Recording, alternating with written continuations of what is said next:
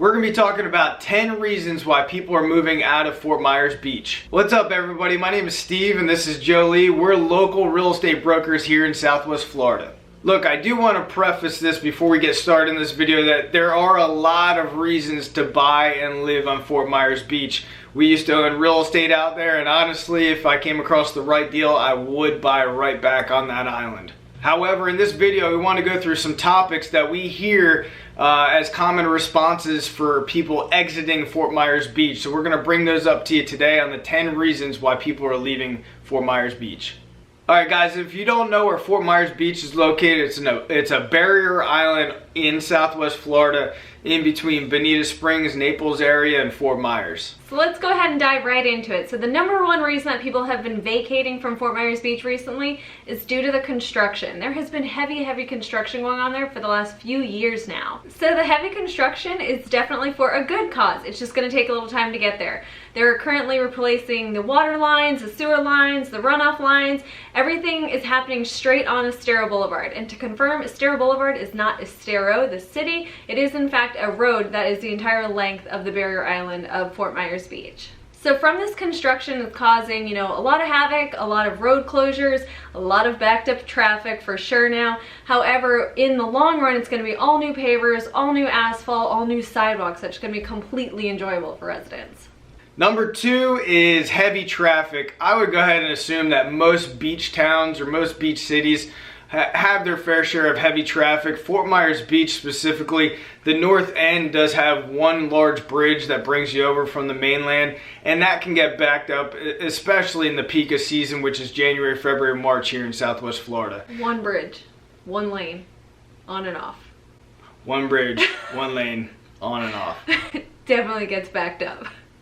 Number three, code enforcement. Sometimes people say that code enforcement oversteps their boundaries, maybe a little bit, maybe snooping around a little too much, wondering what you're doing, when you're doing it. So code enforcement has definitely been an issue out on the island. Especially if you're trying to build certain things on your house and not getting the appropriate permits, they can be a hassle, and I think a lot of people just got sick and tired of the bureaucracies associated with code enforcement. They do expect a permit for just about everything. Everything. Number four, rental restrictions. As of now, Fort Myers Beach single family homes and non-HOAs are split up between weekly rentals and monthly rentals, and this has caused a lot of kind of issues with people that want to rent their properties out more frequently. However, Ron DeSantis is trying to get a bill passed right now. I believe it is House Bill 1011. We'll try to put a link down for you guys as well directly to that bill. But basically, they're saying any non-HOA governing entities, so basically single-family houses without any association, is going to have the free reign to basically rent their properties as minimal or as maximum as they would like. So once this bill is passed, which hopefully it will, it'll make a big difference on your investment opportunities on the island.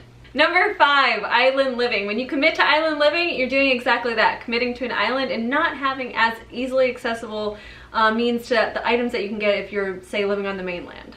But I can tell you from living on the island for a couple of years, it's not as bad as you think. There's a lot of smaller establishments to get the necessary resources, like certain hardware stores, and you do have a Publix on the island and so forth, but at the end of the day, you're not going to have your bigger box stores like your Walmarts or your Lowe's or Home Depots.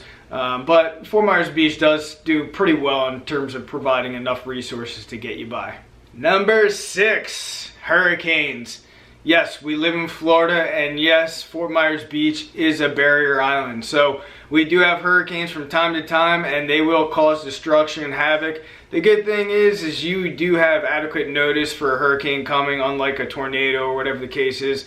So that can freak out a lot of people and cause some people to move off island. Number seven, overpopulation. Yes, it's Southwest Florida. It's sunny Southwest Florida. We have amazing weather almost all year round.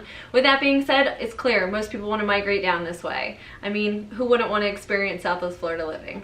With that being said, a lot of the locals, a lot of people that have been here for many, many years are now seeing a tremendous growth in our local area. Number 8, red tide. Yes, this is a natural phenomenon where it's caused actually by an algae bloom, and we do get it from time to time, and unfortunately certain sea life will wash up on shore.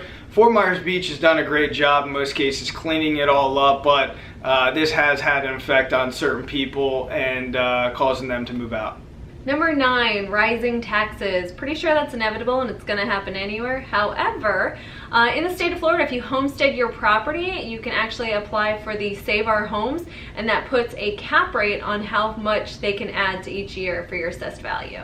And number 10, insurance. Especially if you're going to be financing a property, you're going to be obligated to get the necessary wind and flood insurances, and they have increased over time.